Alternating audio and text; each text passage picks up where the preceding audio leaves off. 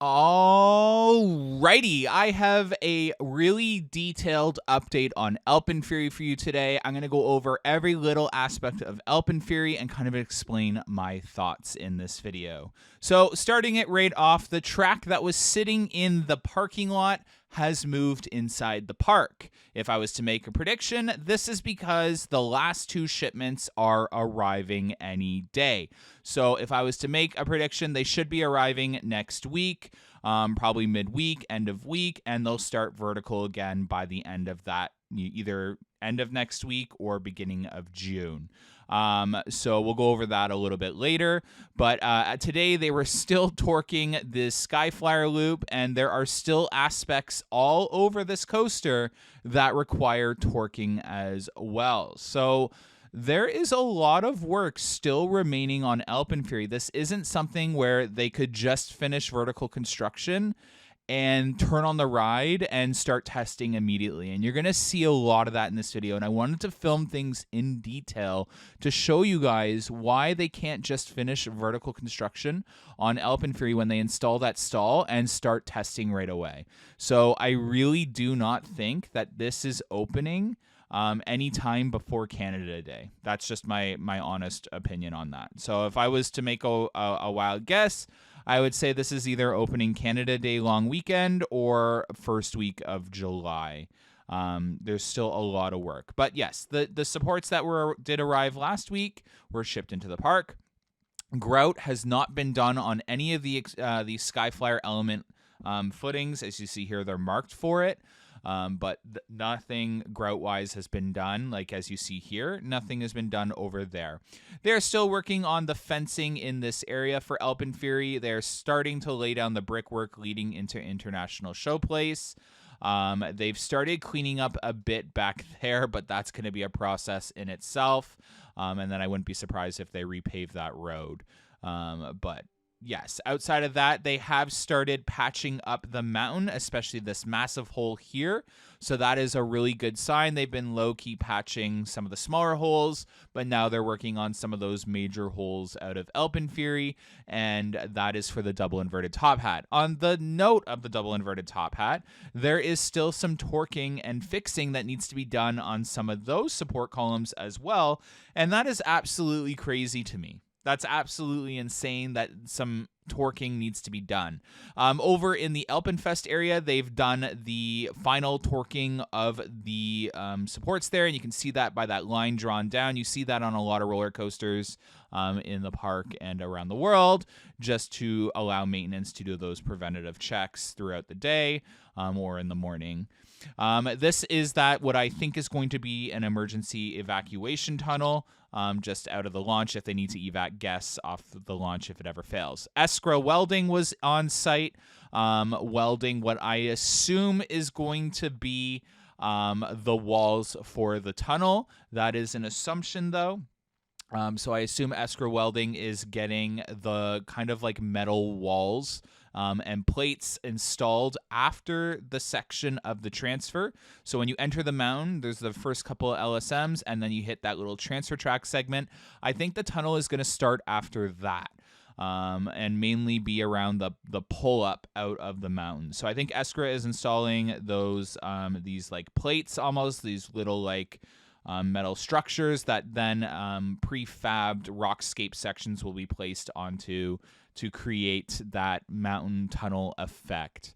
Inside the mountain for that main launch, the LSMs in there, they were powered on, so this is a good sign, but as you can see in there, the lights are all green, they're ready to go.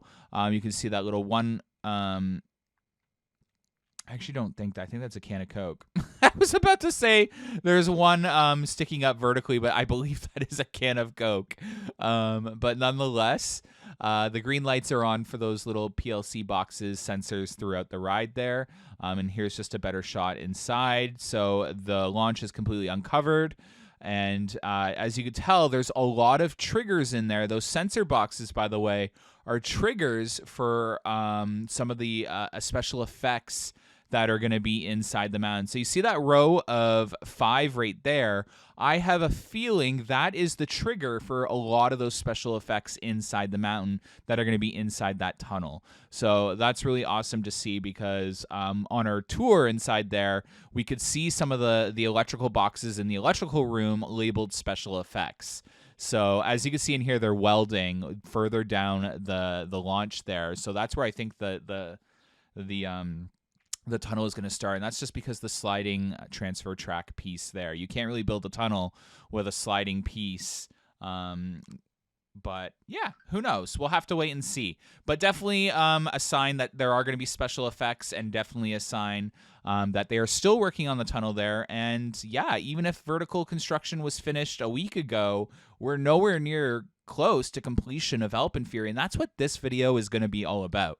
You're going to see that a lot in this video, because we were talking to my friends, and this is a prime example right here, that even if all the supports were on site, there's a lot of work left to do. So it's definitely like down to the wire, and station aesthetics and all that, they can come together pretty quick. But here is the electrical stuff for the building. The air conditioning unit has not been installed yet. They are still working in the merch store, but that is coming together pretty quickly and pretty nice. I believe it's going to be the biggest merch store for a ride in the park. It's very big, and it's funny because they talked about that on the stockholders call, how they were going to make a lot more merch stores around the park, and there was going to be actually an emphasis on adult alcohol in the park as well, in the parks as well, moving forward, as there was a huge increase in revenue there. No further work kind of like to really, rave about in the AlpenFest area. Outside of, as you can see here, those little air gates or queue gates for the station platform have been moved up into the station. So that's exciting. They'll obviously start work on that very shortly, as they were working on installing the raising and lowering platform up there. So that was exciting. A lot of work going up inside AlpenFury. I almost called it AlpenFest Station. AlpenFury Station. But a lot of work still left to do. As you can see, when I zoom out here, there's a lot to do. There's a little electrical box that's been installed in that secondary building. That secondary building, to my knowledge, is not going to be used for the queue line at all. So it could be essentially a little like showpiece to the area. It's quite interesting that they're working on electrical for that building. So if I had to make a guess, there's going to be some sort of maybe showpiece there, but that is a giant reach. So please take it as that. No work has been done on the queue line there, but a lot of work going on inside AlpenFury's station. As you can see there, they're putting the wood pieces up as the insulation was completed along that wall. So that's exciting. That's, progressing along really nicely. The air cooling system has not been hooked up to the launch yet, but we'll have to wait and see for when that is fully hooked up. But again, that is a pretty easy project to complete. The concerning thing to me is the queue line down here not even being started or dug up, or the bricks being ripped up. So like that's a lot of work in itself, and the queue line underneath the station as well being in such disarray is a little concerning to me as well. So again, that's that topic that I wanted to talk about, where there's so much work left to do with AlpenFury, and that is outside of vertical construction. So I know we've talked in the community a lot about, well, if only the supports were here, if only the supports were here. Well, even if the supports were here a week or two ago, look how much work there is still to do. This project is, got at least another 3 weeks left in her. But again, it is something that I've seen them conquer more. I've seen them conquer a lot more than this. Yukon Striker finished its station literally the day of Media Day, and then did the theming in the weeks to come after that Media Day. But yeah, so there's definitely still a lot more work to do, but that's essentially, we're just going to have to keep a close eye. King's Feast is still working on construction as well, and Taxi Jam received a paint job. Mindbuster is 100% definitely delayed. They have not laid down any further topper track, and there is still some ledgers to go in for Mindbuster, but Canada's Wonderland's woodworking team is doing a really good job on picking up where it was left off, and hopefully it'll be open, by the end of June. Anyways, thank you so much for watching today's construction update, and stay tuned for our next one. Have a good one. Bye.